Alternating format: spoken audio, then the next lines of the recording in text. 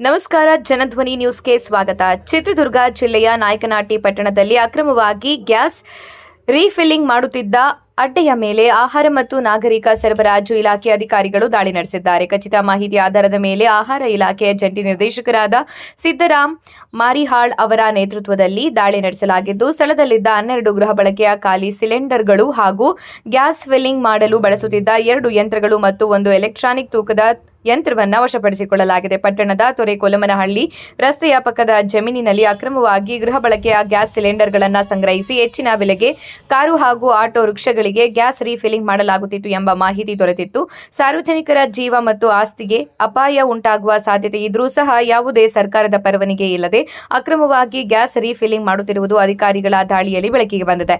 ಈ ಕಾರ್ಯಾಚರಣೆಯಲ್ಲಿ ಆಹಾರ ಇಲಾಖೆಯ ನಿರೀಕ್ಷಕರಾದ ಗಿರಿಧರ್ ಎಸ್ಆರ್ ಕೂಡ ಭಾಗವಹಿಸಿದ್ರು. ಈ ಸಂಬಂಧ ನಾಯಕನಹಟ್ಟಿ ಪೊಲೀಸ್ ಠಾಣೆಯಲ್ಲಿ ಪ್ರಕರಣ ದಾಖಲಾಗಿದೆ. ಇದು ಜನಧ್ವನಿ ನ್ಯೂಸ್. ನಿರಂತರ ಸುದ್ದಿಗಾಗಿ ಸಬ್ಸ್ಕ್ರೈಬ್ ಮಾಡ್ಕೊಳ್ಳಿ.